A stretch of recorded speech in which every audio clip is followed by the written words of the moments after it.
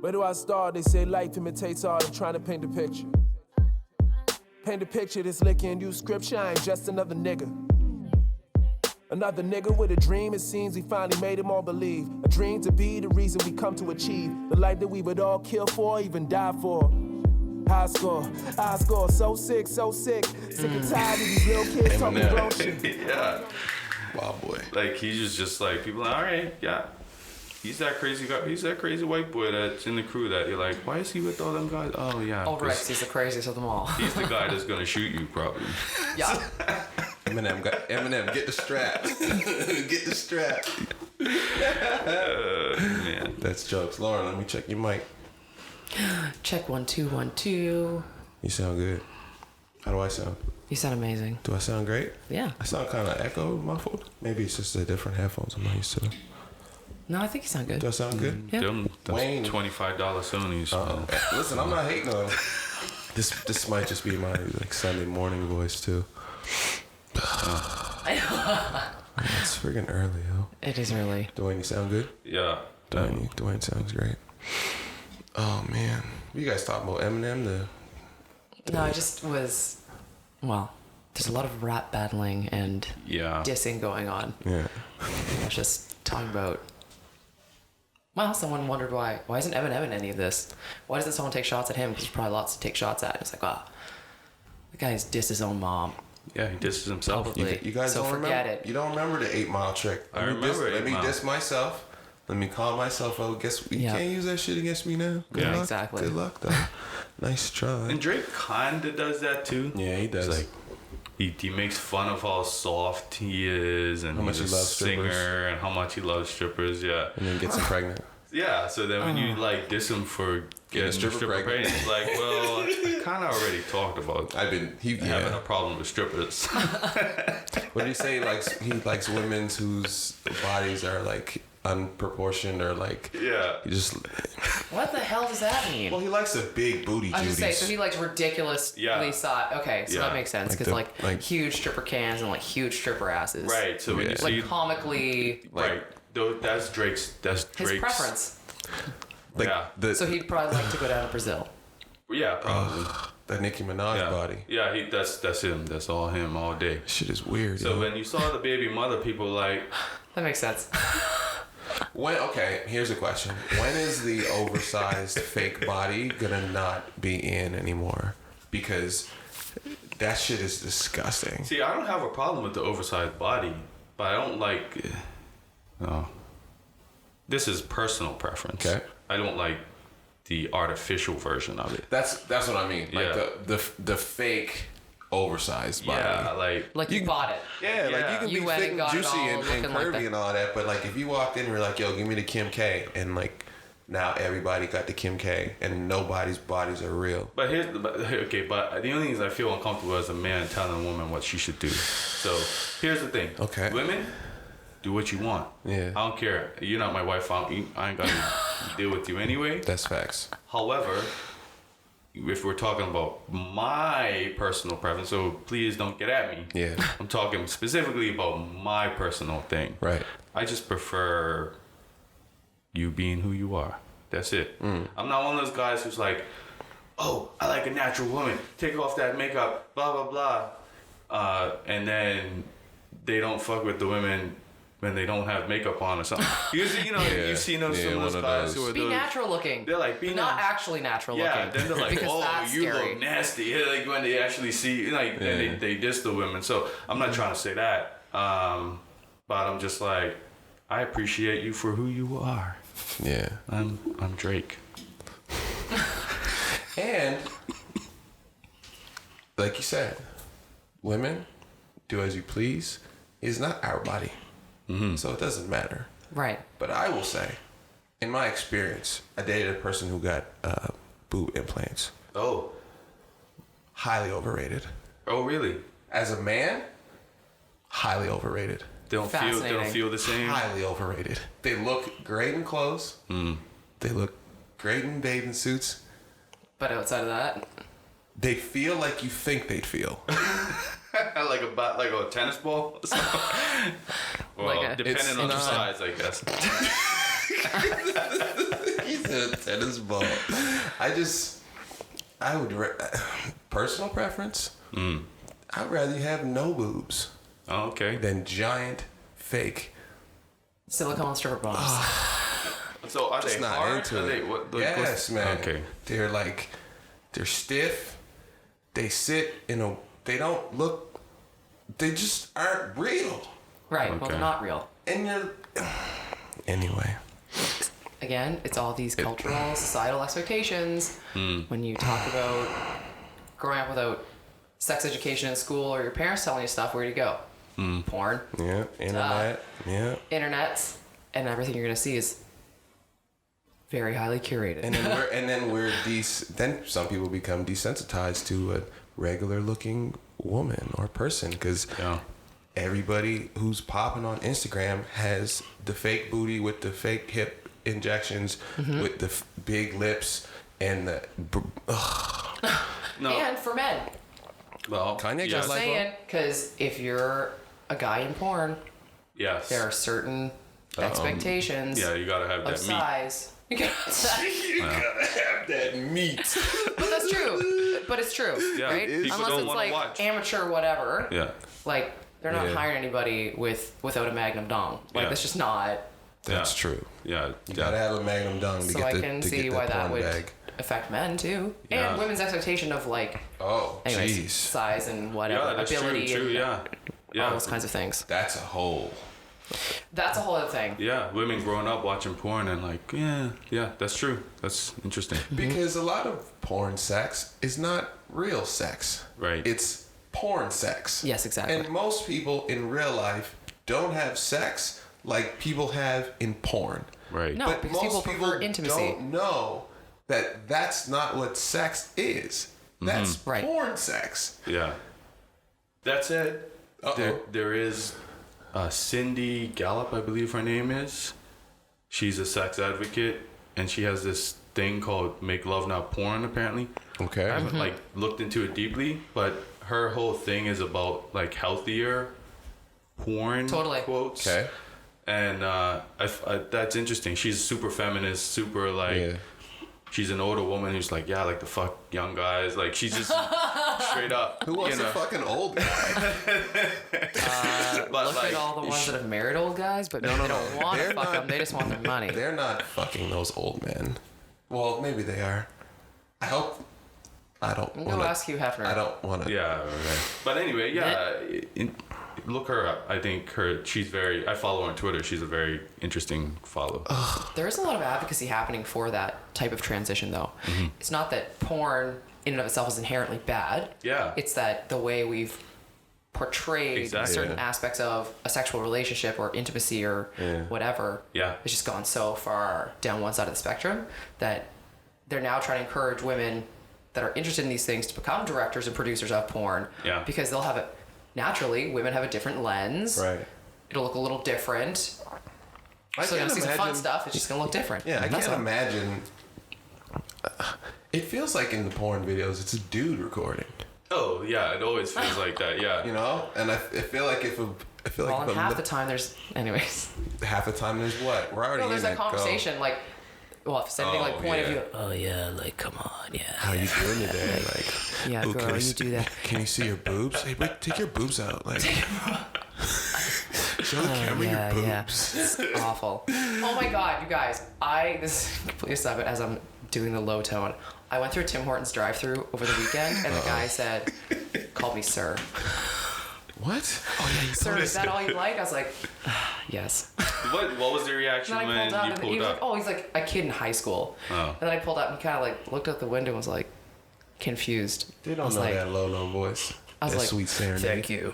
Here's the thing, like we have to be careful with the pronouns. I am a big Okay. user of sir, and I even used to, well, Ma'am. ma'am. I used to say sweetie back in the day. Ooh. That was Ooh. I know but that was a very cultural Yeah. thing because in Yeah, yeah. Bermuda, like that kind of speak is very common, and then I Yeah. realized like. This is not Bermuda. This is not Bermuda, and people take it a certain way.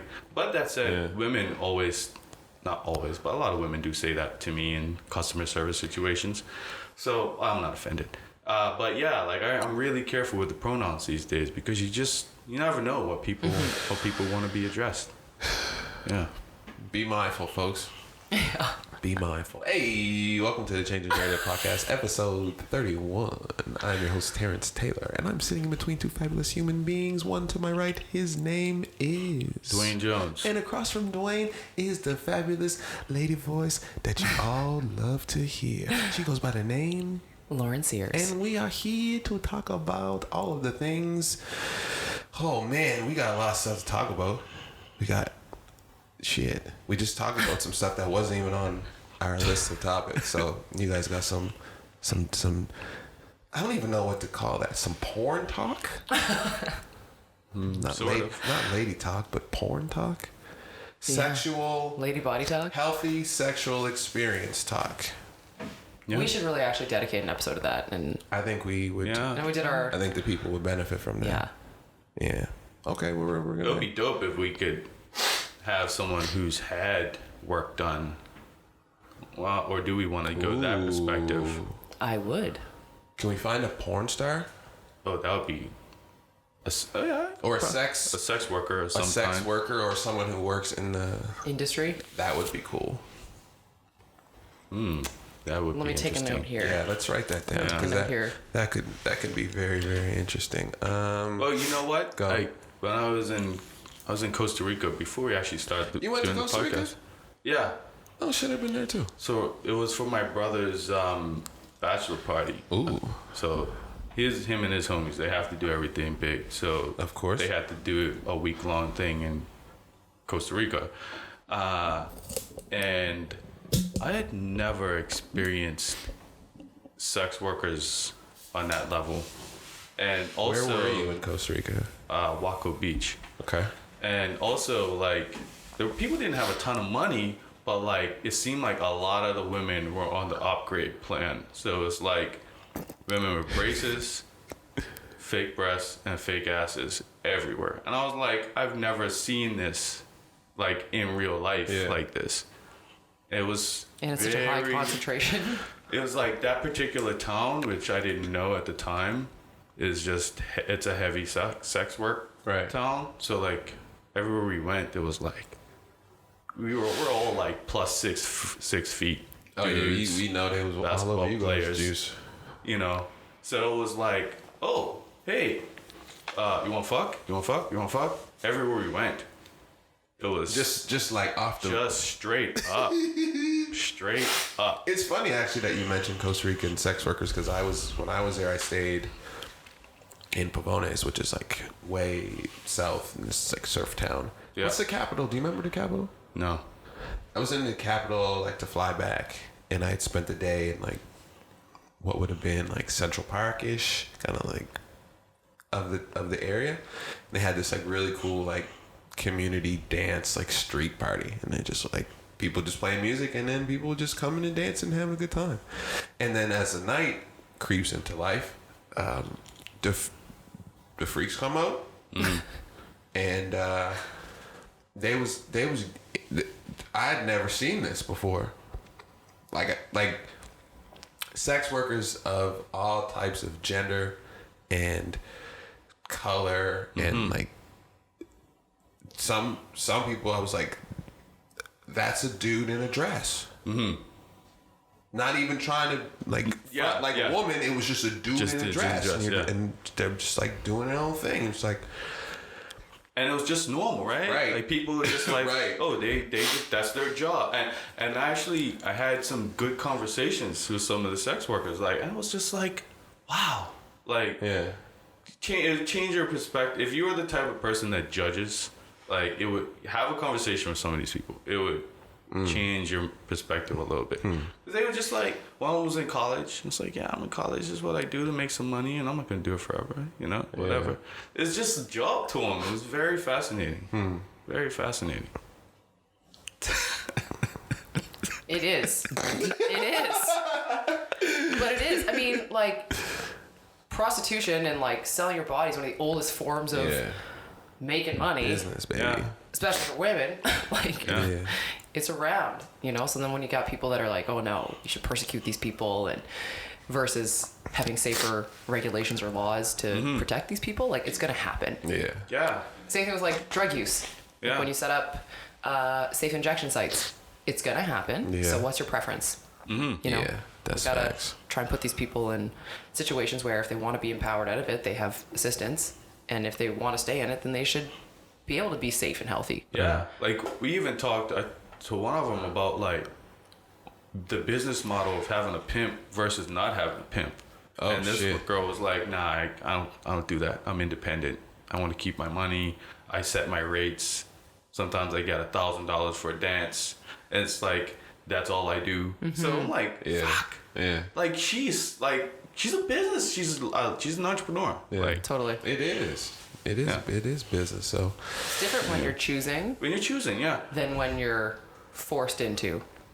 Obviously, I think big the differences. pimp versus the self-employed sex worker would Well, there's be probably something there with a that. very, yeah. very like that. And let's not forget that Nova Scotia has a high rate of sex work and sex trafficking, and I watched it happen in my high school. Oh wow. In your I watched- high school. I watched dudes recruit girls from high school and See, it's send so their awful. asses right to Niagara Falls. Were they in high school or were Yes. they the guys? No, were the guys Yes. recruit? Oh, okay. They were in school, they were out of school. The girls was in. I watched it happen. Yeah. So people also, we're talking about sex work in Costa Rica as if sex work ain't happening down the street This in is Nova true. Scotia. This is true. So Yeah. that's a whole We topic. we all know what going to Yeah. Niagara Falls is good for. Man, we went off. Yeah, we Sorry. got some. No, listen, we're on two tangents and we're already in some really good conversation, so that's cool. Housekeeping this week, social media. We seem to be getting some views on the social, so make sure people keep that up. Facebook, Instagram, YouTube specifically. Our Facebook's starting to move a little bit. I appreciate everybody who's sharing and joining the conversation. Keep it up. The Coast is doing the best of. Yeah. So for until the 15th of July, there's opportunity for people to nominate who they'd like to be in the running for the best of. So make sure you head over to bestofhalifax.com. Please, if you're a listener, you like the show, you appreciate what we're doing, just tell them. Tell them that you like the show and that we should be considered in the best of, because we starting from the grassroots, baby, and we working and we grinding and we showing people what it looks like. So support the people, and we continue to do the podcast because we know that y'all fuck with us. Podcast meetup survey that came out. They're trying to curate an Atlantic Canadian podcast community. Oh, Atlantic Canadian. Yeah. Oh, that's fun. So trying to build that, so I filled out a survey about like, hey, would you have any interest in like meetups with podcasters, and like how often should it be, and like would you pay if there was food and like meals and this type of stuff. So they're trying to figure out what that is. I think it's a great idea, because any opportunity for people who are specifically doing things that require the internet to come together and be humans, I think it's a win. Yeah, and just a quick shout out to Mike Boyd of Podcast Atlantic. He's the one who's like starting to do these things, and he really wants to build the podcast community here locally. So he's doing that work, and I appreciate you. Yeah. Mike Boyd, you said? Yeah. Mike Boyd. Much love to Mike Boyd. And then Drake Scorpions. It's a week new. You guys didn't get to talk about this. Lauren, you didn't I listen didn't get to to it. listen to it yet. Okay, so you need to listen to I've it. had my Duane, head under, yeah, you've sand. been busy. You've been busy. Duane, you got a quick perspective on it, because I know you wanted to be in the conversation last. Go ahead. I did want to be in there. I'm a little okay. So I really like Pete's grind time comparison to Drake versus Pusha T's in terms of the battle side of it. Yeah. Because I was a fan of grind time too, and I know some battle rappers. And the thing with the grind time and with some of the other like URL battle leagues, you had what they called was the gun rappers, and then you had, I can't remember what they called the other guys, but grind time started to really highlight the rappers that weren't necessarily street dudes. Okay. So you always had, and URL tended to be more about the street dudes. So you always had those guys who were like, they come at you with a hard bar about how they're gonna shoot you in the face or something. And then the grind time guys, you would typically, like, they had like more of their nerdy rap dudes. They would just find a clever way to like diss themselves but still dish you at the same time without necessarily talking about violence and kind of say you're a fake gangster and blah blah blah. So I kind of felt like, and Drake being a battle fan, I felt like he kind of was like the nerdy side of it, where he went a little, as much as I hate to say he went more lyrical than Pusha T, because I don't really necessarily agree with that. Okay.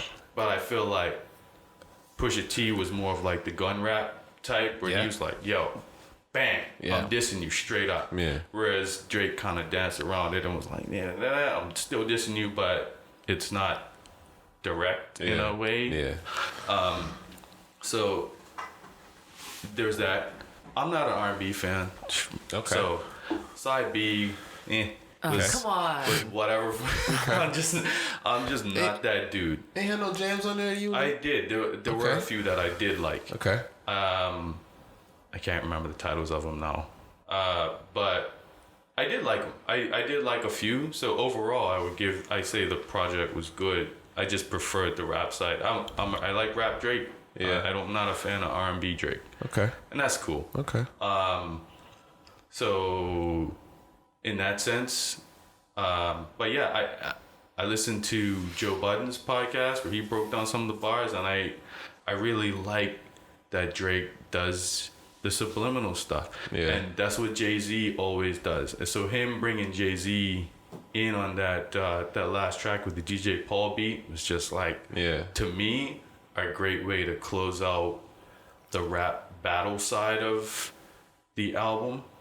But yeah, the thing is that Drake and Jay-Z both do this thing where they're like elitist rap a little bit, where they're like, I'm above the fray. Yeah. I'm not gonna get in there with you. I might throw a few shots, but I'm just gonna stay above it. And if people catch what I'm trying to say, fine. If they don't, fine. But I know you know what I'm saying. Yeah. So they kind of like pretend that they're above it, and they don't care about the beef. They're just like, I'm just gonna continue to get rich. But they're petty kings. They're team petty. They're definitely team petty. But they just like do a good petty job of not making it obvious. And I have to say, I kind of like it. I do kind of like it. You respect the subliminal shots. Yeah, like Infrared on Pusha T's album. I was like, ooh, yeah. I really like that. He just went at Drake. But when you listen to, I think 8 out of 10, man, Drake had a lot of shots in there. So I don't know. I'll have to take a listen. Yeah, I've upon another week of it, and I too listened to Joe Budden's what's the word, analysis. Yeah, and there's a lot of Pusha T. Mm-hmm. Like there's a lot of shots, and like a lot of the story is a lot of the album was changed in response to what happened with Pusha T and little verses here and there. And I've listened to a lot of people talk about it, so I feel like much more like inclined to like, ooh, what happened behind the scenes? Exactly, that's what I want to know. And so it's like, okay, it looks like some things were changed around, and he's just like, I don't know. The more I listen to it, the more I don't think I really like it that much. Really? There's a handful of songs, and I think if Drake would have done an 8-track album, 7 to 10 songs, that shit would have been fire. But 25 songs is too hard to impress people. It's a lot of music, man. It's a lot of fucking music. I have mixed feelings about that, because it's, like I said before, like I was telling Pete this because I saw Pete this week, and I'm just like, my opinion of music is trash, so I don't really necessarily. No, seriously. Like, I don't mind that because if they did pick 7 songs or 10 songs, I don't know if I would like them. I like the 25 because I like variety, I Dwayne. at least get hopefully something in there that I like. Yeah. Like Joe said, if I like 6 out of the 12 songs or something, or 5 out of the 12 songs, something he said, he's happy. And I'm kind of like that too, because I don't really like a lot of things. Like, so for me, it was a good album. Like, shit. To be honest, like the album that I'm listening to the most right now, out of all this, like Pusha and Drake and everything else, is Young Dolph. Like, Some hood shit. just some hood shit that was like, lyrically, I'm like, this isn't that impressive. Yeah. But It's hype. that's It makes what you I feel listen good. to. Make you feel good, man. That's what music's supposed to do. It's supposed to make you feel good. Yeah, so I don't really value my opinion of music too much. I just know what I like. Yeah. Yeah, man, can't remember what I was gonna say. But yeah, I don't know. Overall, I think it was a good project. Cool. Good roundup of the crew. Maybe Lauren will listen to it, and then Lauren will have an opinion, or maybe she won't. If you saw the face she made, it means she's probably not gonna listen to it. I know, yeah. But that's At some okay. point, I'll casually take a listen. Yeah, maybe. Yeah. Shit. What happened this week? What y'all get up to? It's been a shit week, man. Talk It's about mostly it. just been like I think when I walked in this morning, Terrence and you and I just looked at each other, it's like it's been a long The week. look. It's been a long week because my significant other was not feeling very well this week, and so we had to make a couple trips to the hospital to deal with a piece of chicken that got stuck in his esophagus, and then the aftermath of that. So I was really only at work like Thursday, Friday. And then, I guess we kicked off. My sister and I are coaching the 18 Under Canada Cup team, Okay. which is like a really quick and dirty season. Canada Cup is actually in Richmond, BC. We're flying out there on July 18th. So we started practice this week. So it's like 2 weeks of practice and then get your ass on the plane and go play, which is Right. kind of crazy. So that's every day. So today is one of those days. Yeah. So I team feel ya. bonding, nutrition session. They're going to go to escape room, and then we have like 2.5 hours of practice later tonight. So once we're done here, I'm going to be jetting. God. But Getting to it. it's kind of my week. Although it was kind of cool. I had a good meeting with a couple meetings with the Halifax partnership actually for P4G, Okay. and one kind of like a combo where I got to wear both hats at the same time. They kind of wanted to share the Why Here story Okay. and youth retention. So stay tuned for later in summer because that'll be coming out at some point. You guys started That story. launching Why Here stories this week too. Yeah, we started did. with Lindell Smith, we right? did. Yes, Lindell, which is amazing, shared the reason why he wants to be here in Halifax. Okay. And so if any of you listeners have stories, check out p4g.ca. Tell us why you love to be here in Halifax. And if you're outside Halifax, I want to know why you love being there Yeah. outside of Halifax too. So what we're really trying to do is promote Atlantic Canada, and not just from like a tourism perspective. I think all the provinces do a good job of that. Yeah. But when are we going to start focusing on highlighting the lifestyle, what it's like to actually live here and be here? Because Right. whenever Instead people of just come here for a week and right, Yeah. a lot of people come here and they're like, oh man, I'm going to book an extra week of vacation, or maybe I'm just going to stay. Yeah. That seems to be Right. something that I continue to hear is like, Right. I came out here for vacation and then I decided I wanted to be here permanently. Yeah. So why don't we highlight that kind of stuff? Yeah. So share your stories, hashtag Why Here, check it out. P4G.ca. Get to it. Duane, what'd you do this week? So I did some business stuff and some personal stuff that was interesting. So I've been working on the sponsorship deck for us. Yeah, baby. By the way, I think we should do a video for that. Like we should Naturally. We need an improved 1 minute video of the three of us because we don't have one of those. That's so right. I think once we get the deck together, pair the deck with a 30 to 45 second. Just highlights of us talking and Yeah, stuff. show that'd be something good. and then piece that together because if we do all this video, we got to use it. Yeah. Shit, keep going. So I'm behind schedule with my work on that. So apologies to you guys. Thank you The for other, your honesty. I'll say, don't apologize. I have to, but freaking I behind. mean, thanks. But Yeah. we listen, big guy. We get it. Yeah. We all in it. yeah, So we Yeah. get it. Keep doing your thing, big guy. Keep going. trying to juggle a lot right now. How's that going for you? If we want the real, not good. Okay. I went on like an hour-long walk yesterday just to like figure shit out. Yeah. Cause, yeah, like, wifey told me, you come home and you spend too much time on your computer. And I'm like, but I was just telling myself that I'm not spending enough time getting work done. So, what the fuck do I do now? Yeah. And then this week I've done a lot of self-work. Well, in the last couple of weeks of like, my belly's starting to go back down. I'm feeling good, on the basketball court again.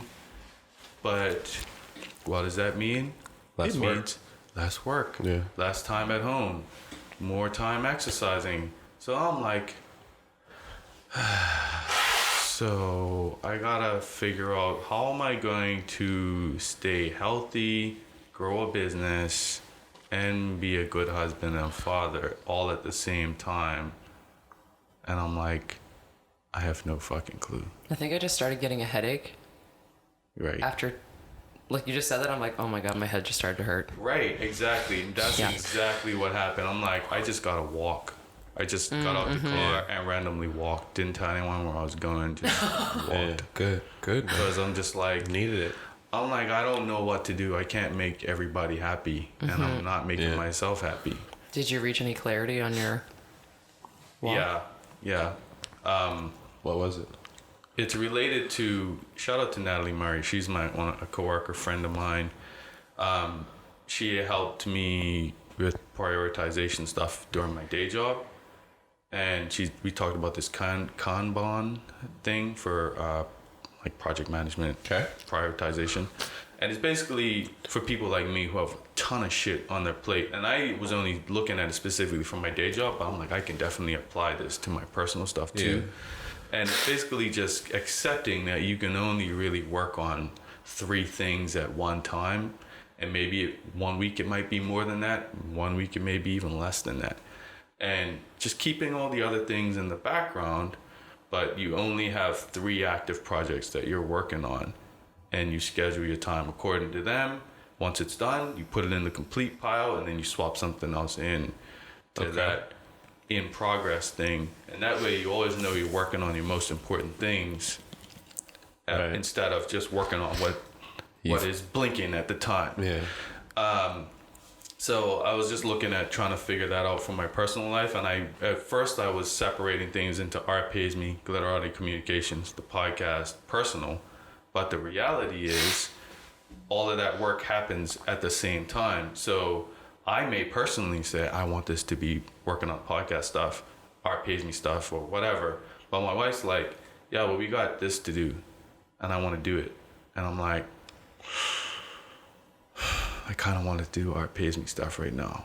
And it's like, well, it's not going to work. So I got to figure out how to, communicate to her, okay, I get we need to do that, but this thing right here has a specific deadline. I need to get it done. And she'd be cool with it if I could justify it. But if I'm just like, I just want to update my website because I want to update my website right now. I don't feel like doing whatever you want to do. Yeah. That doesn't work. So that's one piece of clarity that I came up with. So just basically my whole problem in life is that I don't communicate enough with anybody. I'm just in my head a lot. And she doesn't know what the fuck I'm dealing with all the time. I'm just dealing with it, not saying nothing. Yeah. So I gotta communicate more. But good for you. I keep learning it and I keep fucking it up.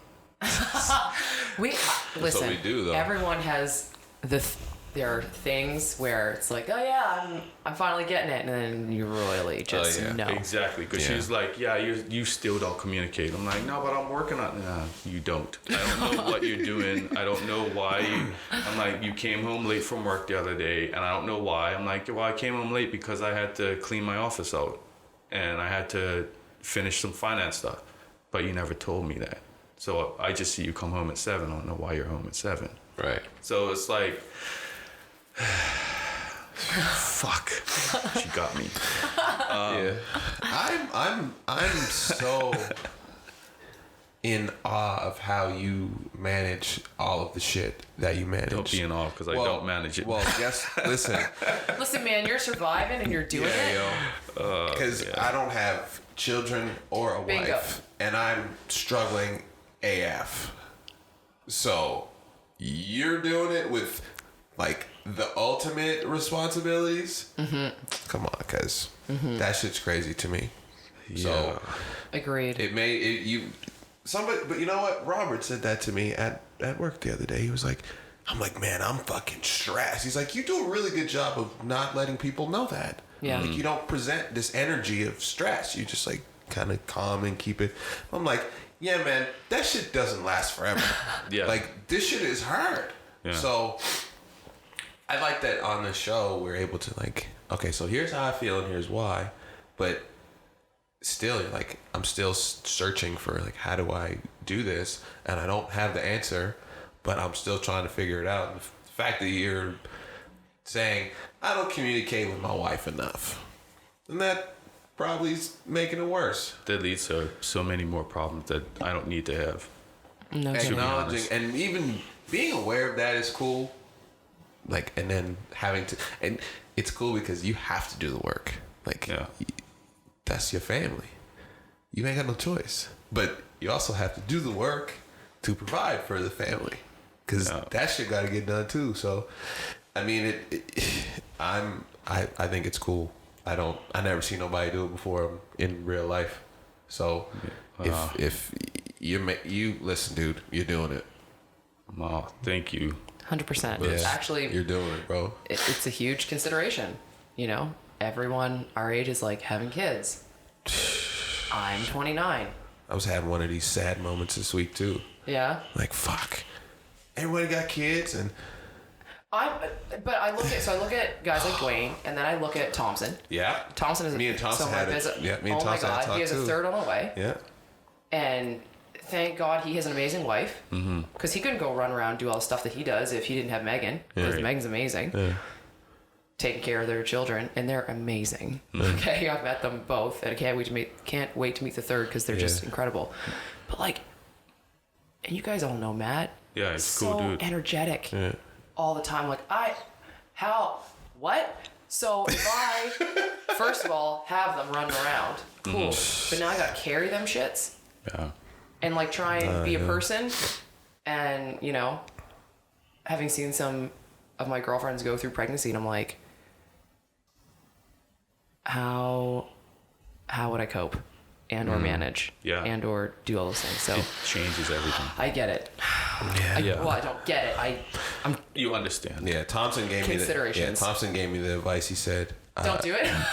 be as free as you can for as long as you can, because I know it's cliche and everybody says it, and you're like, okay, I understand, like, you got a baby and like your whole life changes, but until you have one, you don't fucking know what that actually means. No. Of course not. And then so You know what my answer was? It was, I guess I gotta get up at 5 o'clock in the morning, walk the dog at 5:15, get my ass fucking working at 5:30. Oh my God. So that I can work at least an hour before everyone else gets up, and then get myself ready for work in the morning. Oh my God. I have to do all of my business stuff before anyone else is awake, because they're not morning people.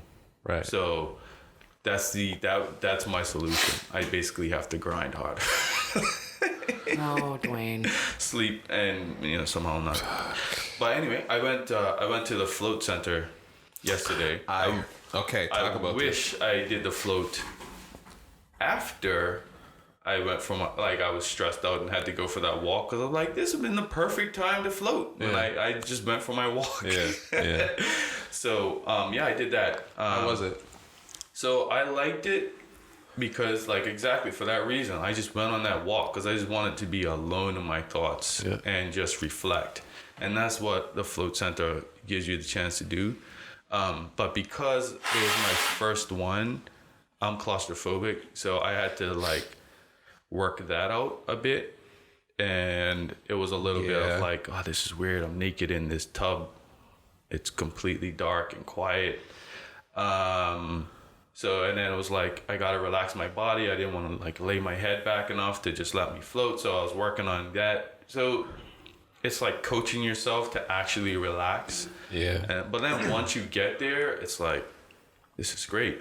Yeah. I could see it not being good for people who aren't like, who need that stimulation all the time. But sometimes, I guess maybe it's good for them. I'll say it might be even better for them. Yeah. Tune out for a minute. Yeah. Because I personally just appreciate, and I couldn't sleep in there, which I thought I would sleep, but I didn't. So I was forced to just like lay there and think.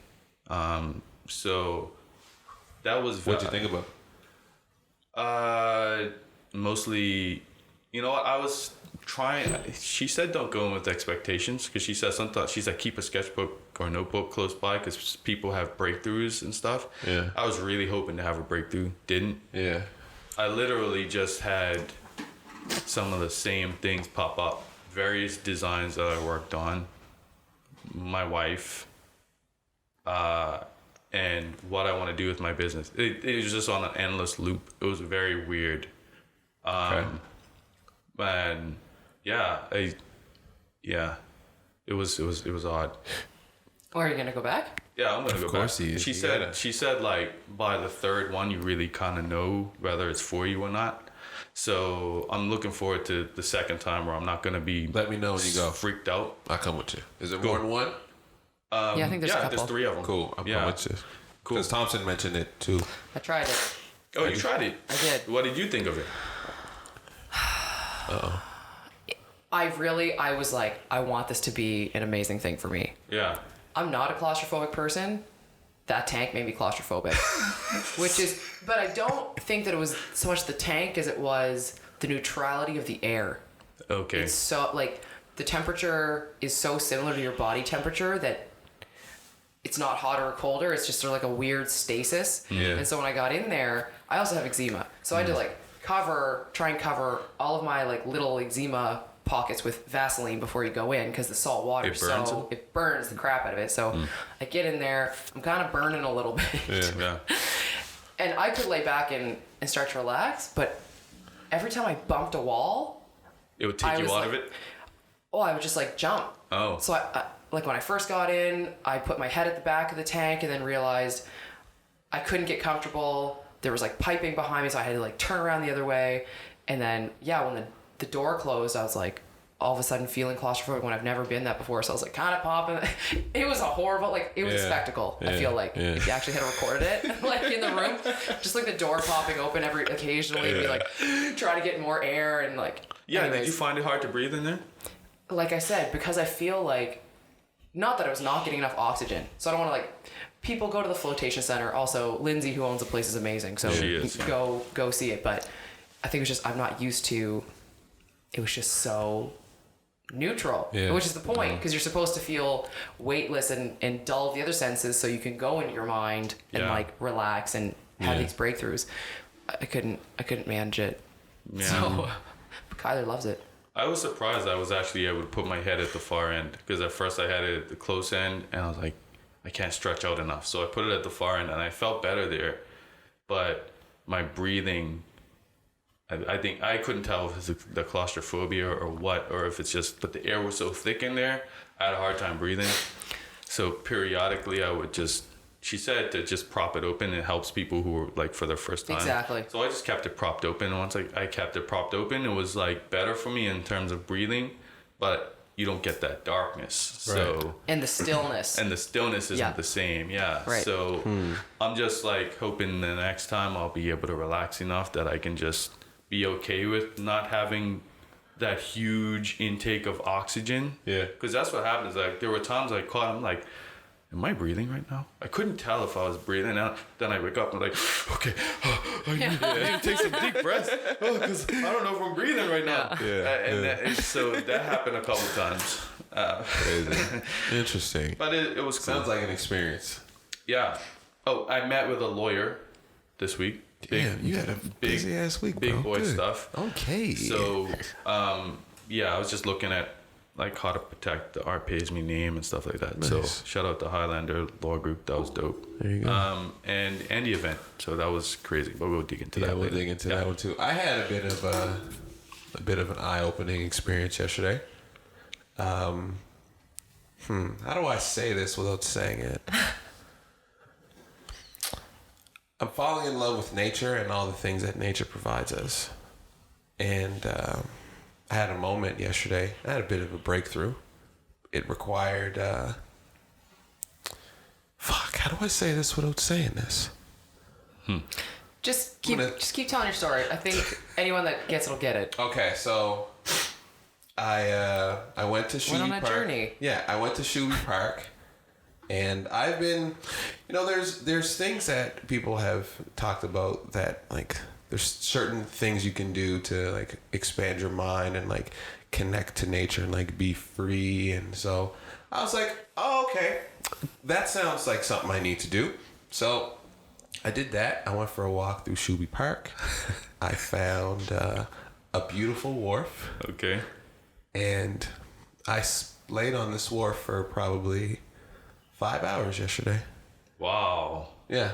It was, there was like a little lake pathway, and like people were like going through on longboards. Not longboard. What's the standing with the Stand-up paddleboards.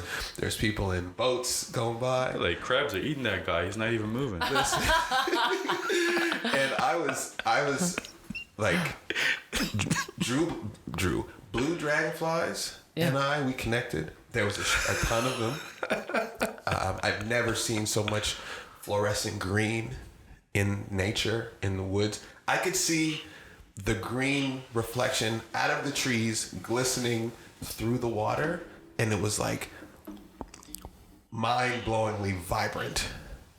And there was a moment where like I was laying and I was writing something, because in these moments you have these like, you feel like your mind is open, and so you're thinking about stuff, and so like people also told me bring a notepad, because like you're gonna think about stuff and write down. So I'm like, cool, brought my notepad.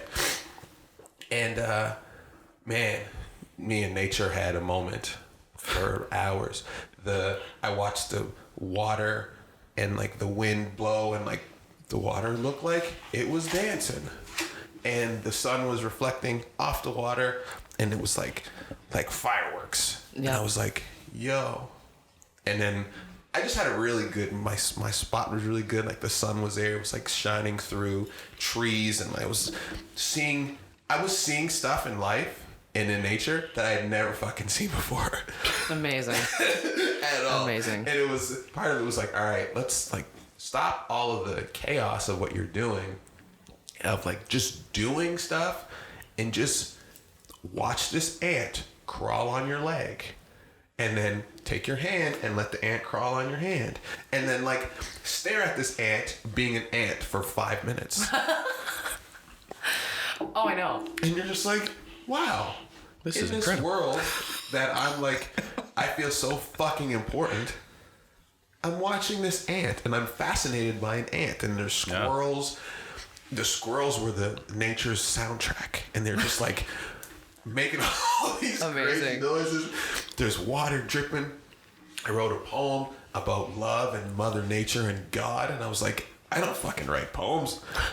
And just like creativity like oozed out of my pores. Life is pretty damn good. I was very happy. Shout out to nature. Shout out to There's nature. a Mother Gaia for providing all that sustains us. Much love to Mother Nature, and the things that she grows that, potentially have magic powers. So Mario loves them. You ever play Super Mario as a kid? Obvious, yes. Did you like Mario or Luigi?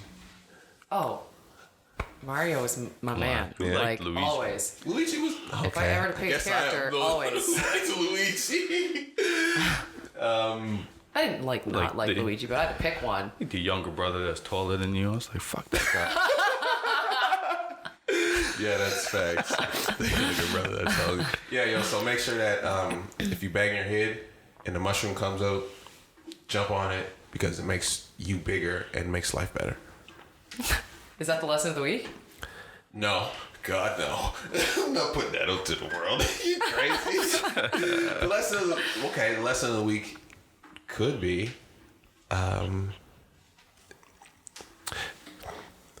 be water, my friend. Oh. Bruce Lee came in my mind. And Okay. I actually was doing Ariane's Why Here story. Bradley's other half. And she's like, I'm from the islands. I'm used to water. I feel really natural with the water. I don't know if I like so much have felt that way, but I've been trying to like connect with things that lack technology. And this was the first time in a long time where I just stopped. I was like, all right, all this other shit doesn't matter. I turned my phone off for most of the day. Like, it was just off in a corner. I had a watch on. I took it off. I was like, fucking time doesn't matter. It's a beautiful day. And yeah, like my brain felt incredible. And it was all because me and nature just had a party. And we just fucking hung out. I think maybe, well, you guys let me know what you think. Go. But it sounds to me like the lesson of the week is perhaps make time to find stillness. Yes. Yeah. Something that isn't stimulating. We do a lot of the, background thinking when there's not so much noise, and that's when you start to have some of those breakthroughs. So Yeah. find time for stillness, And people. I was even finding times where like the boaters would go by and actually here's what I really realized. Humans ain't shit. Yeah, we're garbage. Humans are fucking weird, yo. Like I'm sitting there, I'd watch a squirrel run over, I'd watch a bug, and then I would hear some humans paddling by in a boat talking about the dumbest shit ever. And you're just like, fucking humans. Like, people would boat by and like, hey, what's up? And like, I felt like humans were a distraction in the world. Oh, Like, fascinating. I was fascinated by the water. And I was distracted from nature by ridiculous human conversation. And it was just a really like interesting moment of like, even when the water, like a boat would go by and or a boat was coming and you could like, you see the waves change. You're like, uh-oh, something's happening. And then it would leave and you'd see how like I stared at the water and like studied her. So yeah, I think humans are trash. I think nature is a blessing. And I think we need to find stillness and calmness within this chaotic, stimulated world that we live in. Self-made Self-made what? world. Oh, yeah. Just stare at an All ant. the complication Stare at is a because we fucking made ant. it. Just stare at an ant. Yeah. Just watch an ant be an ant. And tell me if your life is that fucking serious. I watched the ant crawl down my leg and I had my feet in the water. And I was like, you don't want to go down there. So I'm like, I'm going to help you. And I just put my hand on my leg and he crawled on my hand and I just put him back on the wharf and he ran And it into just his own keeps thing. going. So you're just like, all this shit I'm so worried about. What's that ant doing for the rest of his day? That's what I'm saying, yo. Like, he's just trying to hide in the wood, eat, and stay alive. I tried to teach my daughters that lesson yesterday. So we're doing a lot of yard work, and I found a salamander, and I'm fascinated cool. by Nice. that shit. And I know they are too. So I was like, "Look, girls, a salamander!" And they're like, so of course they get it. They built a habitat for it. Put in water. They're taking care of it. Air quotes. All day. And then by the evening time, we're looking at that thing, and it's like looking sluggish. It's not hopping around anymore. And we're like, girls, you gotta let that thing go. Yeah. Like, you can't keep it. And Broke their an hearts. hour and a half of crying. Oh, Jeez. Yeah. And then finally we convinced them that it's like, see, us humans, we think that we've got it figured out, and you really care about this thing. You have it in a plastic container, and you're trying to feed it. Yeah. But the thing is, it's not going to survive. And a good lesson. it needs to be out back in the woods doing its thing. Yeah. So I had that realization of like humans, we just came along and just tore shit up, and we're like, here's where we are, and that's what I realized. Like, I was like, I don't want to kill this bug. I'm not killing this bug on my leg. I'm in his habitat. Yeah. I'm sitting in the woods killing bugs. Yeah. What the fuck are you doing here? Then get out the woods. Listen, I ain't going. I agree. I ain't gonna let a mosquito sit down, just take off. Yeah. Like, The sorry. mosquito died. Yeah. They take a bite out of you. Yeah. That's- really. It's an assault on me. Yeah, So yo. There's get what some, coming to you. but there's some other cool things. I was like, you know what? Like we value human life over all other things living. Yeah. It's very it's very selfish of us. It's not confusing because we're humans. We think we're the fucking greatest things ever. Yeah. But we then devalue a lot of things that in life are much more important than us. So Yeah. find, what is it? Be still. Find. Find stillness. Go sit on a wharf and look at the sun. Not directly at it though. Not. Listen, we could get into some. Just teasing. I saw some really cool things in the woods that I didn't think were real. And They probably weren't. colors. I mean, it's like unicorns are real. I actually saw a plane flying, and you know when they have like the like white streaks behind them. It looked, Chemtrails? who? Chemtrails. What, is that what's called? No. Oh No. this is something different. It's a conspiracy theory. It's a conspiracy theory. Just keep going. okay. Yes, keep going. So as it was flying, it here's another thing that happened. Things would happen, and then I would like really try to focus on them, and then my mind would be like, I'd like see something else, and then my brain was like, no, don't look away because it's gonna be gone. Like enjoy this plane flying because if you look at the bug, the plane will be gone. Oh. And I looked at the bug, the plane was gone. So I was like, shit, I should have really just enjoyed this moment with this plane for the next 7 seconds instead of looking away because now the plane is gone and that moment with the plane is now over. So, the chemtrails, they were like fire. They were like orange and like Interesting. vibrant. Interesting. You go do a little Sheesh. Shuby Park. Walkabout. Listen, I'll take you guys. Walkabout. I'll take you guys to Shooting Park. I'll show you the time of your life. All natural, baby. Man. All natural, baby. Just listen. Don't put things in your body that don't come from the earth. Facts. What we're gonna talk about this week? Oh man, we don't have a lot of time, Lauren. Which one do you want to do? You want to do Let's do- aspirations and okay? So we didn't break the story. I was really upset that we didn't get to break the story of LeBron going to the Lakers. yeah. Which really Jeez. sucked because we did the show like the day before. So it's kind of an old story now. Yeah.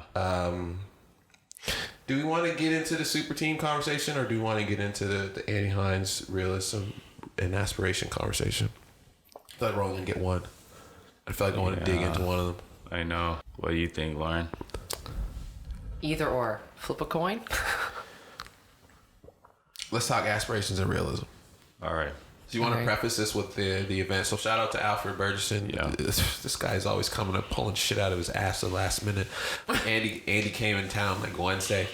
Who is Andy, guys? Andy- Just because okay, most people yeah. won't know who Okay, Andy cool. is. So Andy Hines is a director here from Nova Scotia. He directed the Logic 1-800 like suicide prevention video that was nominated for a Grammy. He just got nominated for an award, or just won an award when Alfred was here. He told us about that. So, but he's in LA. He's a film director, music videos, and he was here as probably one of the more creative, more successful creative people in our I think, kind of recent time period. Yeah. And he's killing it. So anytime he comes back to the city, his mission is let me connect with the creatives here in the city, see what types of ways he can support or help or give advice or teach or whatever. So he was here for the night. Thursday night we were at what's it, National? Yeah, National PR. Yeah, we were there, and it was probably about 20 of us. Yeah, 15, maybe. 15, 20 people. And Andy critiqued some of some local artists' work. The Twins actually showed the trailer from, the Social Shift. Yeah. Duane showed some of his designs from Art Pays Me, and it was just like some live critique, which was really dope. And then a question period afterwards, which I think leads us to, well, I actually asked him a question about like, all right, so what if and I feel like it was something, what if your passion is storytelling? Like, I feel like the thing that I enjoy doing is having conversations with people and like bringing out their best bits and then piecing that together in a creative way and like bragging about others. So it's a lot of interview, which is what we're doing. It's audio, which is conversation, but it's also video. And so in my mind, I'm like, shit, what do I focus on? Do I focus on making better videos and like becoming, like really honing that craft? Or is it, do I focus on the podcast because this like hosting and moderation and conversation and what we do on the podcast makes my videos much easier to make. Because as soon as I sit down with someone, I'm like, all right, cool, we need to do this, this, and this. Boom, the video's done. I can do it that much more efficiently. But essentially, they're two completely different forms of content on two completely different mediums. And the concept of, focusing on one thing and, is it jack of all trades, master of none? Like that conversation, and how do you figure out what it is you want to do and how you're going to do it based on the things that you're doing, and like, Was that Andy's feedback to you? So yeah, his opinion was find the one thing, and I kind of feel this way because I'm like, all right, I've dabbled in a lot of stuff. I'm kind of good at a lot of stuff, but like I'd like to be really good at one thing. So I'd like to be really good at multiple things, but you got to start being really good at one of them first. So I was, and his feedback essentially was, like find the thing you love and then really double down on it. Alana actually asked a question about like, what do you think about art school? Would you go to art school? And I'm in a position now where I'm like, I need to learn how to be better at storytelling and making videos because I'm just naturally good at it, but there's a science to this thing. So do I go to art school? Do I get a masterclass subscription and learn online? Do I sit next to somebody who's doing it and like be their errand boy for 3 or 4 days and like learn on like in the act? So I think that like that was my biggest thing. I was like, all right, I'm in this like experimental exploration stage. Like, where am I going? And like, how do I figure that out? So I think that really ties into, the aspiration and realism. Like, we all think we can do everything. We're not all Virgil Abloh. And how do we determine if we can actually be this person who's skilled at multiple things, or like we need to just focus on this one thing because he's an outlier and we love to compare ourselves to the best, but like the best are the best for a reason. Yeah. So that was a long-winded way of saying that I don't know what I want to do.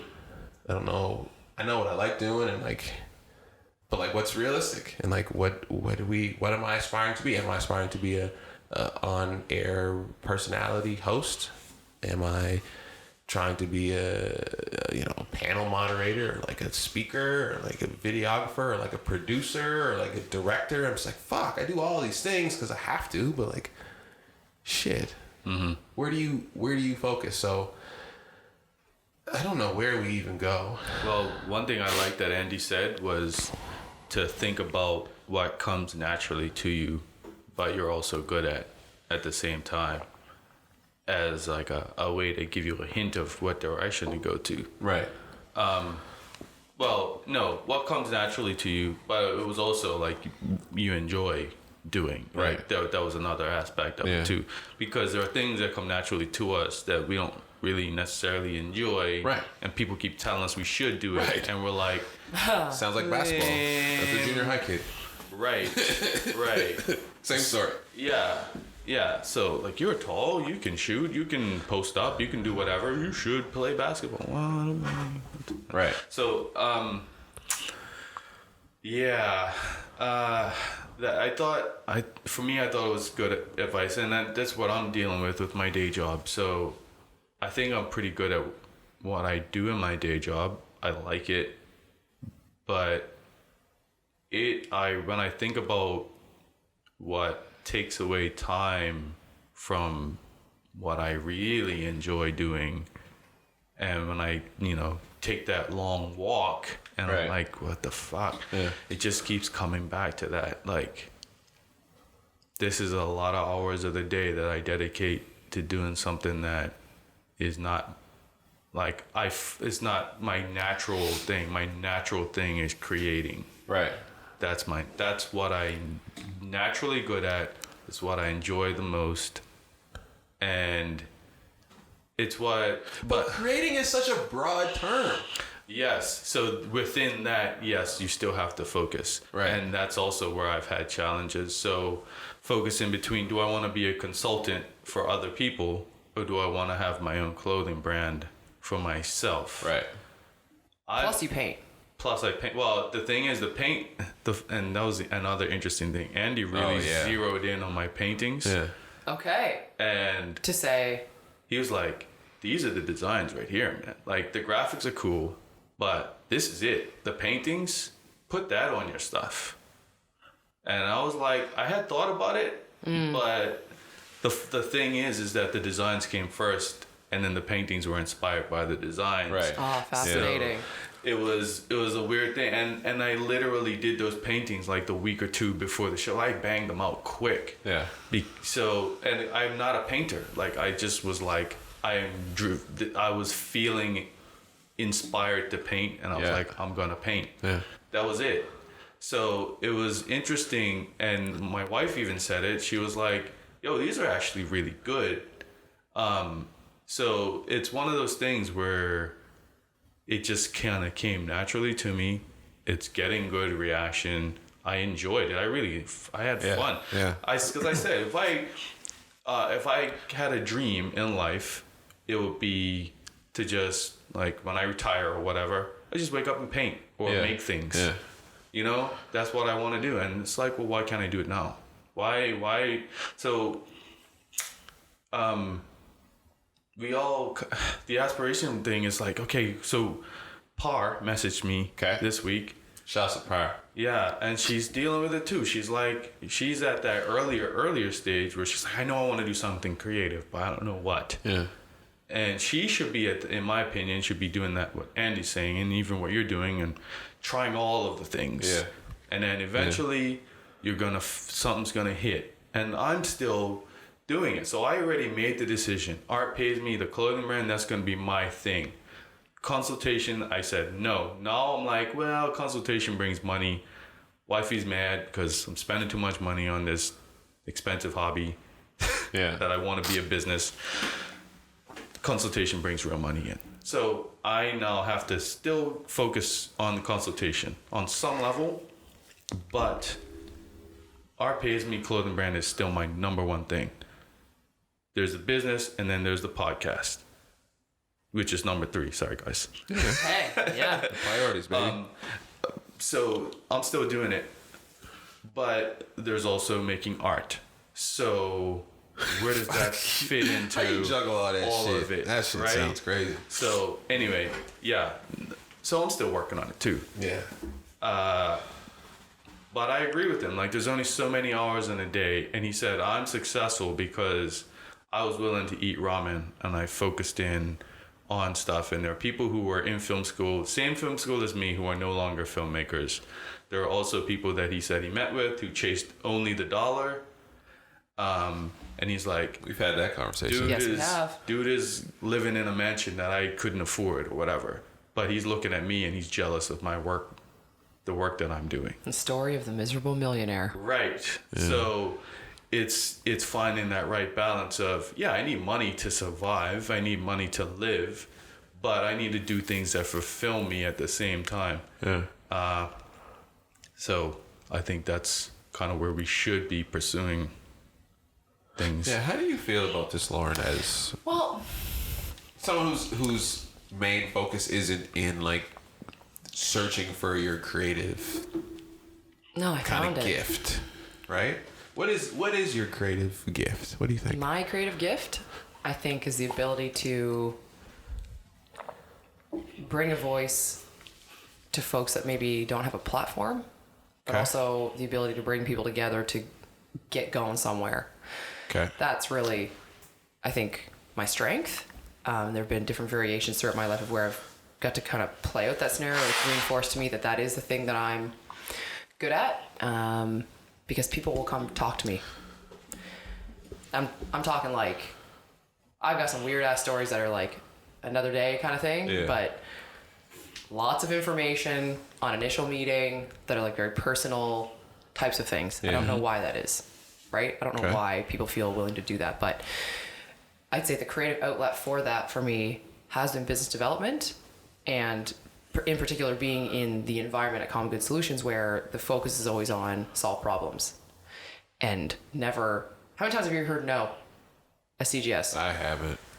And I don't either. So if I bring up an idea or something, think about piecing things together, to me that's my creative outlet. Right. Not really the. It is creative. Yeah, for sure. The other thing. For sure it is.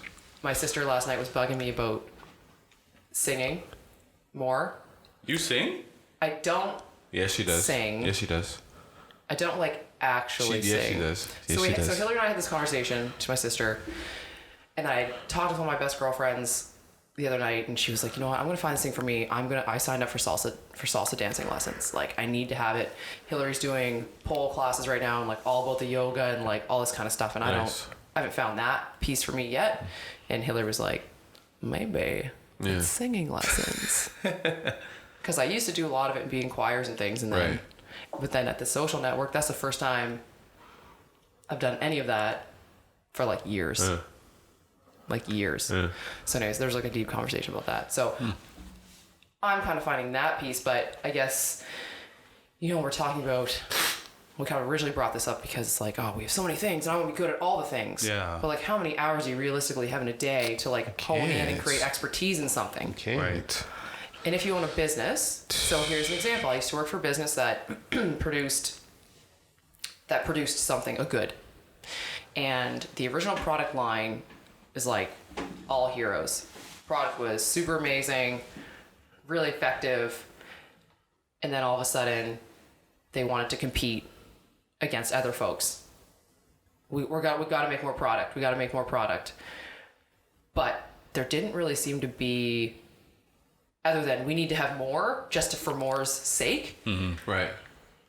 It wasn't necessarily focused or tied into what was the best thing they had to offer. They were kind of distracted with producing X number more of products, and none of them are as effective as product number 1 or 2.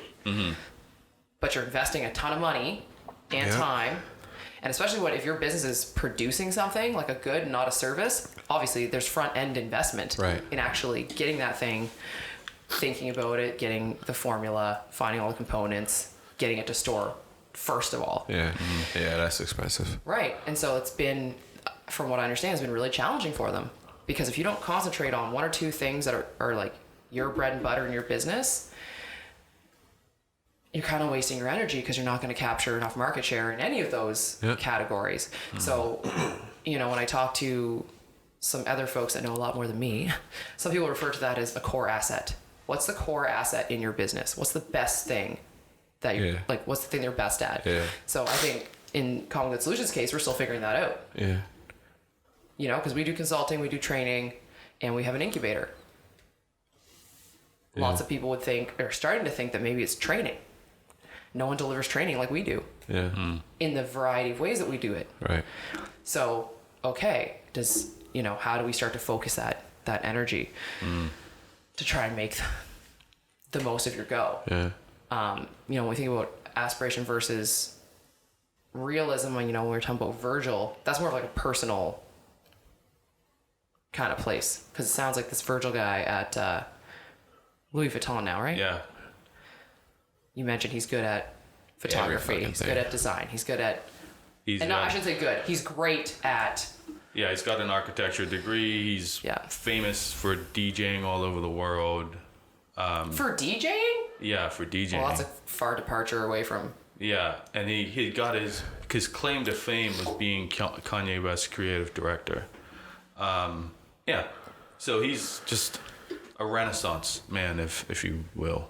Yeah. But everyone seems to think that they are. If you look at their Instagram profiles, it's like, I'm an artist, so this. Sounds cool. It sounds cool. Yeah. But I think for me even too, and like stopping and surveying and I mean even Instagram, we're just like, all right, is this something I really should be focusing on? Andy said this to me. He said, you should focus more on your craft and less on your branding. yeah. No. And in my Yeah, that was another thing. And in my mind, I'm like, okay, I get it, because branding is ads. All of our videos essentially are ads now. Anything short, even long shit. But I feel like I've done a very good job of creating my brand. And I'm also like an in front of the camera person. So it's different because Andy's very much like a director behind the camera person. So Yeah. his brand is not so much based on his name or his personality or what he looks like or what he brings as like a figure. But I do. And so it's like, okay, don't focus more on your craft. Yes, but also like your brand is what it's you, and like you've built it. So it's like, okay, maybe I need to focus less on the brand because I've kind of curated it to what it needs to be. People know I work my ass off. Yep. They know what I look like. They see my work. You could probably tell what it is. So it's like, all right, maybe I don't need to give a shit about branding anymore, because if I keep working, then Well, now you're strengthening the brand. right. So I think you've done a really good job of, and again, one of the business coaches that I know and mentors that I have talks about this, and another long thing to dive into, but you know, she said when you start thinking about your business and planning your brand values, you've already done that, right? And now you just need to strengthen the product and the services that go behind it. Right. Because again, you're walking and breathing. That's Terrence Taylor. Right. Everything that you walk in with, that's what you're going to get. Right. So people know that, they trust that already. Right. So I would agree with Andy's advice at this point. Yeah. Because you've built it to a point where it's solid. Yeah. And now it's all the stuff that comes behind it. Right. In And terms of delivery. Right. And that's why I'm at the point where I'm like, shit, I need to learn what it is I'm doing. I need to become an expert. I need to become better at these things so that improves the brand based on just like improved quality of work. Yeah. You know, like it's, you know, and like I said, I agree. So it was like, okay, but how Good do to I have do the that? permission though, almost. Right.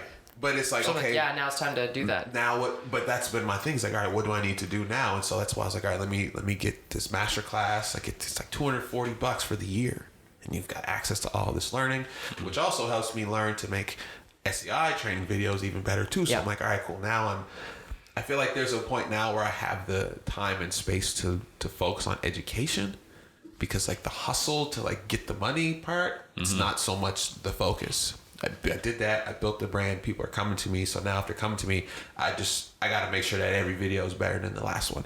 And the beauty is every video I've done is fucking better than the last one. And the last one was really good. Which is the goal. It should always be the goal. Right. So I think in, you know, like what are we aspiring to be? What's realistic? It's like, I feel like it's the craft. Like you said, a lot of people just do shit. Like I call myself a DJ because I got a fucking turntable up there. Right. I've had it for 6 months and I've turned it on 3 times. Yeah. So it's like, you know, you like it and you could be, and for someone who's turned it on 3 times, I'm pretty okay. Yeah, you're like, I could be good at this. If I kept, Right. But it's like, okay, Again, hours in the day. I though. gotta, Right. I need to, I put Right. in 3 years, 2.5, 3 years to get this good at making videos. And in my mind, I'm like, that they're not even that good. No, they are. Like, see, in your sense, I wouldn't waste time going to film school. You've got it. You just need to fine tune certain things. Right. And I think you can teach yourself those Right. things, or online or whatever. Right. Yeah, I think the mentorship aspect for you is Yeah. almost more important. It would accelerate your learning. Like being a classroom style, I don't know. I can't say. Right. Might not be what you need. You might just need that expertise from like people who have been doing it for a long time. Right. To kind of say tips, tricks, standards. Yeah. And you're like, oh yeah, cool. Incorporate. And as someone who's self-taught, and you're just like, all right, I'm gonna watch this YouTube video and figure it out. And you're like, all right, I don't want to keep watching YouTube videos to learn stuff because my brain is saying you need to learn in a different way because you've maximized the use of this learning tool. Right. And not that you can't go back to it, but like right now I feel like I've hit the ceiling of watching YouTube. Right. So you need that human interaction. Right. So now I'm like, all right, cool. Does this mean going to the traditional classroom to just be in a room with 12 other people and learn and like have conversations about it? Is it working on a film set for 3 days and like seeing the chaos and then learning, ooh, I don't want that job at all. But like that one over there is really cool. Like, let me talk to that person and find out what and why it makes sense. So yeah, I feel like now it's just like, all right, I feel like I know what I like doing. I feel like I figured out what I'm good at. I feel like, and I'm so glad that I just, when I said that, asking Andy that question, I was like, fuck, I don't really feel like asking this question in front of all these people because I'm like, sometimes people will gas you up like, oh, you're so great, you're this and you're that. And I'm like, I've heard it a bunch of times and I'm like, I don't feel that way because I don't really know it like that. Like, I know it to do it, but to be held in this higher regard, you're just like, I don't even care, but like, I just want to get better. Yeah. So I think that part has been cool, but yeah, it's just like, learning. I feel like that's the focus now, is learning so that I can, like, I'd love to be a creative director, but I'm just a creative person. I don't want to fucking formally get an idea from like idea to like concept. Like, Yet. Right? Therefore, I need to learn what are the steps in direction. Like, me and Jesse had this conversation. Like, okay, you have an idea, but like, how you make that idea into a thing is a whole like totally different machine. So Yeah. I feel like for me, it's like, all right, let me learn some of the skills that are kind of exist within the things I like to do and then be able to fine tune it from there. And then it can make my aspirations a little bit more realistic. Mm-hmm. Yeah. I love it. You want to end it? I mean, I don't want to have to wind it up, I know. but She gotta I've go. got. You guys got anything to add to that conversation before we take off? I feel like I talked a lot today. No, you kind of just gotta find your interest, and if you want to keep dabbling in multiple things, go for it. But you know, if at one point you want to be an expert at something, you kind of got to pick the one thing. Yeah. Because you got to sink in a lot of hours to actually be an expert. 10,000, gain that's what they expertise. say. Well, 10,000 hours to change a habit. 10,000 reps to change a habit. Mm-hmm. Right. That's a habit. It's a habit. Yeah. That's not even hours to develop a skill set. Yeah. So there's no getting around the work, I guess. There's none. Yeah. You know what? Lauren and I talked about it before we recorded, but Andy also mentioned this, that he said he writes. He also does other things related to creativity and film, whatever. But he's like, but if you look at what I say I am, I'm a director. And I looked at his Instagram and that's what it says, director. Yeah. But he's like, I do all of these things. Don't ever stop dabbling and doing these things because they make you better at what you do. But people kind of, you need to like dig deep into like what you really want to be known for in order to take it to that next level. I thought that was valuable. It's cool too because I was like surveying my website and I'm like, I don't sell that. I don't really want to sell that. Mm-hmm. Like, yeah, people could pay me for it. Right.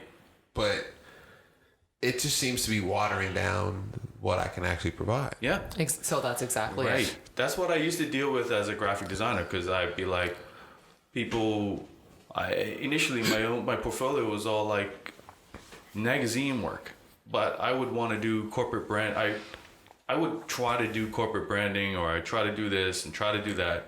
And people would be like, well, I don't think you can do it. There's that, but then there's also, I would put, once I did get those things in my portfolio, I'd put them all in my portfolio and say, look, I can do everything. But that ain't it. Like, people don't care. They want to come to you for you to solve a problem. I'm an expert at, now my whole thing is, I do branding. Specifically clothing, lifestyle, cultural. So that's what my niche is focusing now. I could do all kinds of shit. I could do all kinds of graphic design for anything. Yeah. But I'm focusing specifically in this niche now because that is what I know comes naturally to me, is what I'm best at. It's what I want people to come to me for. I don't want to do bullshit. But that's also how people do start finding you. Right. Okay, I need someone to help me with my branding for this thing. Oh, you gotta call Duane Jones. Right. Yeah. That's what you want. If you're a jack, they're gonna point you towards the expertise, not the jack. Right. Right. So that's maybe the lesson is. It's right. Yeah, and you get those people who just like will just hire you because they know you can do it, not necessarily the people who want you because you're the guy or the girl who does it. Yeah. Exactly. And they don't pay you. No, that's the other thing. Yeah. That's Anyway. fact. So yeah, no, I'm trying to. Andy's last piece of advice was I'm trying to figure out the baby of all of my skills and how to put them in play and make a thing that is more focused on what it is I want to do. It might be shorter form documentaries with like That's fun. interviews and conversations, and then video and like almost like cinematically shot. And that's why I'm like, okay, maybe that's what it is. Maybe it's 15-minute short docs on moments in culture and the interviews with Duane and like B-roll of the show and like sitting down and telling stories about the pieces and like interviewing some of the models, and you're just like, oh, that maybe that's what it is. So Time will tell. I'm gonna keep experimenting. As long as promo videos are paying the bills, I gotta keep making them, getting good at them. But it's crazy. The last two I did, I feel like I did them in my sleep, and I was like, whoa. I sent it to someone, and they just wrote, whoa. I was like, whoa, what? They're like, that's the best first draft I've ever seen you make of anything. So you're like, all right, well, let's keep working. Lo, where do they find you at? Find me at Placemaking4G or at Common Good for All on all the platforms. Boom, Wayne. So you can find me at ArtPaysMe on Instagram, artpaysme.com, and my newly minted Instagram at Glitterati Communications. That's a lot of words, but anyway, I don't feel like spelling it out. Glitterati Communications. A lot of letters, sorry. Yeah, it's okay. We know what you're talking about, Pop. Cool. Watch CTM on Instagram, Facebook, TerrenceTaylorMedia.com. Another week of no personal Instagram. I don't think I want it back. Yay! I think I'm over it. I really think I'm over it. Good. So that's all. That's it. That's all. That's all. We made it through another show. Glad you guys are back, by the way. Much love to Jesse and Pete who came through last week. And shared the love. CTM Podcast on Instagram, YouTube, Stitcher, Player FM, anywhere, Facebook, anywhere you can listen to a podcast, we there. So make sure you check it out. Make sure again that you go to bestofhalifax.com and submit your request to have Change the Narrative podcast and the podcast for best of, because I think we not the best, but we working at it and we here working. So yeah, shout out to the other local podcasts. Yeah, straight up. Shout out to anybody who's out here working and putting in the work and helping cultivate this community. It doesn't matter who wins. It just matters that the community is growing and we're doing things together. And we putting on for the city. So keep putting on, keep doing what y'all do. Anything else? Well, I don't like selling myself, but do it. If you don't do it, nobody else will. How about throwing in some Art Pays Me for best fashion and Duane, best artist? Why not? Let's just do it. Best artist, best fashion. I think they have a visual artist one, and then they have a fashion something. Oh yeah, I'm putting you on there anywhere I can. Let's go. Anywhere I can. Anybody who I gotta shout out to Pete. I gotta pre-order my Clout Demon tour shirt. Oh yes. I think he still got the pre-orders going. So the BZ.com. Check out Pete. Is that the Grand Ketty one? Yeah. Okay. Yeah, that shirt's dope. So I'm gonna get mine. Make sure you get yours. Shit. Other than that, we at 128. That's how the show's supposed to go. Yeah. We rolling. Yeah. We rolling. Bye, peoples. Bye. Peace. All right. Ooh, don't say anything.